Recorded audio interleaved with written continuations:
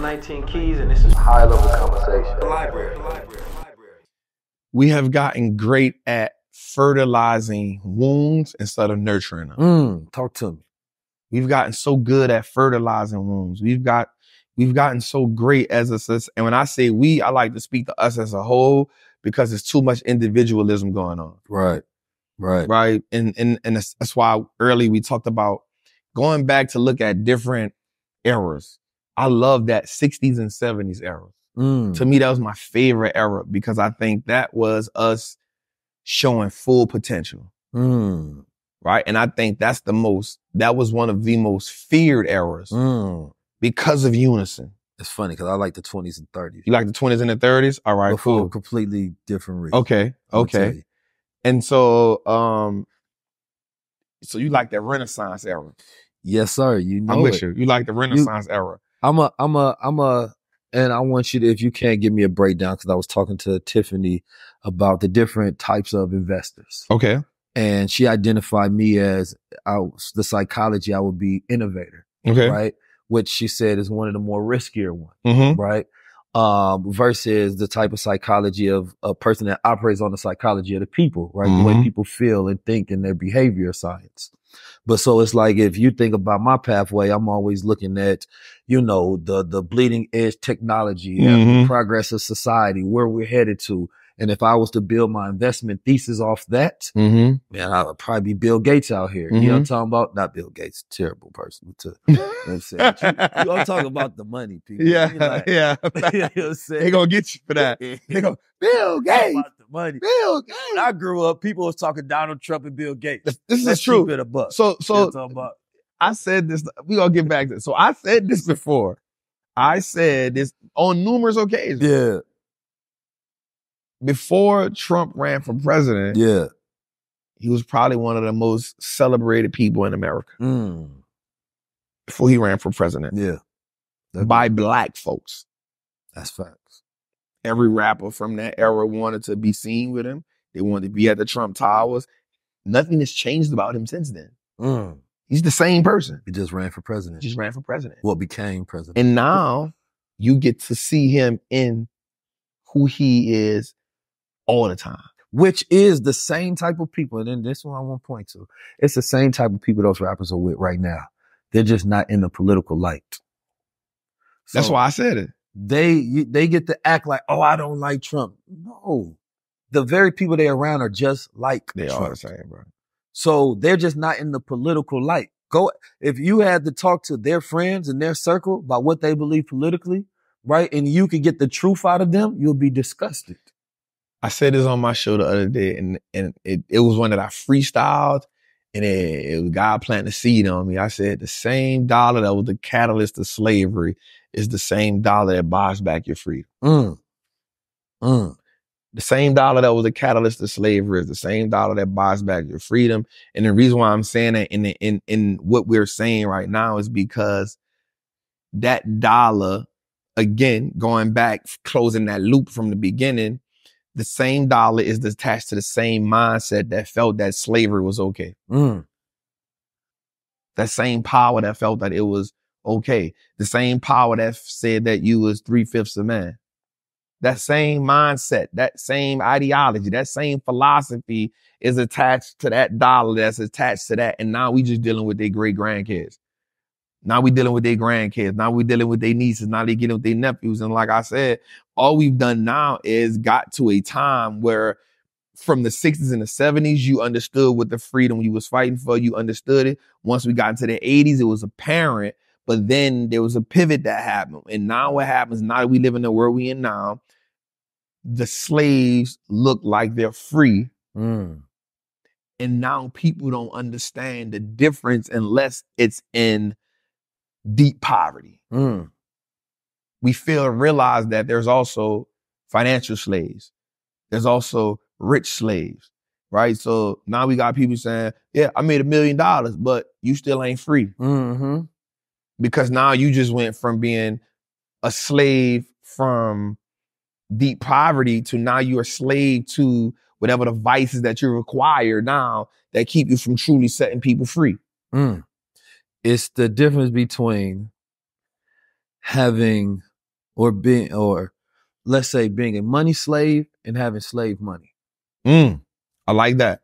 Money slave, you work for the money. Yep. Slave money, the money works for you. 100%. Right? So you are in the master seat.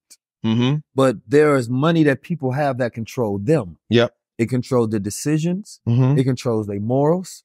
It guides all of who they are, even if it goes against the values of who they are.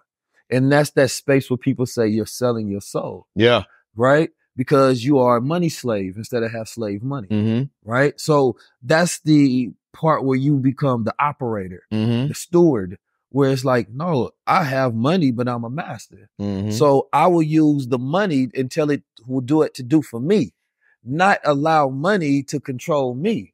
And people know the difference between when somebody got slave money and they're a money slave. Because a money slave, you go point money in front of them and say, do this. And they done. You know what I'm saying? And it's done. Mm-hmm. But somebody that got that slave money, boy, chill, that money work for me. That's when the money is a faithful servant. Yes. So I love being in this space. It's kind of like an incubator. It allows me to think. It allows me to process thoughts. And I came up with this dope vision or analogy. And it was, there's a difference between a house slave and a field slave, and it's not what most people think. As you're in the field, everything that the master does disgusts you. And it makes it really, really paramount that you go get your freedom. From the way he talked to you, to the way he wake you up in the morning, to the way he's staring down on you when you picking whatever, to the way he talked to your kids. Everything about him and everything that's related to him angers you, and it makes you push toward freedom. But what happens when and I'm not saying this as no disrespect to my forefathers or foremothers, but I'm saying this because this was the ideology that I had. As you pivot from a field slave to a house slave, your first couple days in the house, you may not want to be there because you feel like you're letting your people down. But after a week or two, you realize the difference between a bed and a cot. You realize the difference in the clothes that you got to wear. You realize that you get to eat scraps. You maybe get to stick your hand in a pot because you know somebody else who work in the house. And so now the disrespect from the master isn't so brutal. So you lose hunger for slavery, for freedom. You lose the thirst for freedom.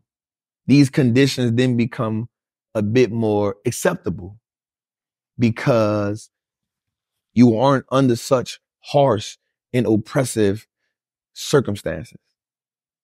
And so in most situations, we always saw the house slave try to save the house and the master or discourage the field slaves from running. And in certain situations, even tell the master that the field slaves was running because they knew that if a slave got caught running, it's a good chance that everybody can reap consequences behind that. You're going to kill us all. And I looked at that and I said, damn, this what happened when some of us get 6-figure jobs, 7-figure jobs.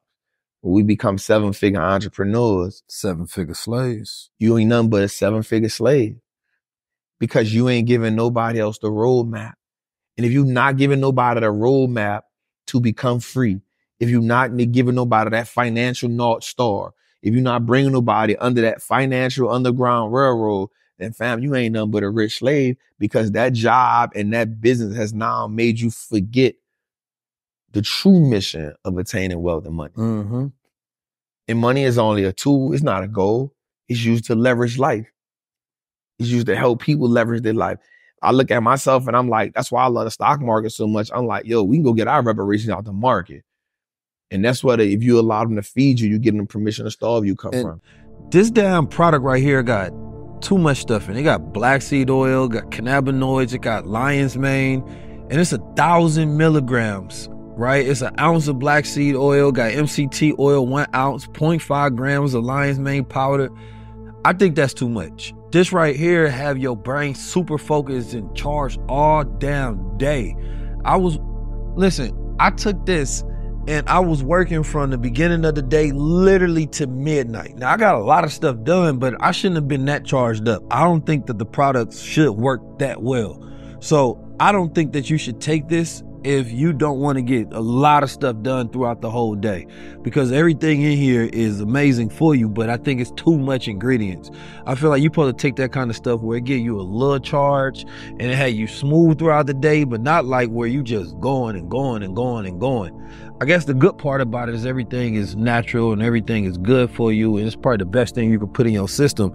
But beyond that, unless you got a lot of work to get done throughout that day and you want your mind to be relaxed and you just going supercharged all day long, don't take Supermind. That's my suggestion.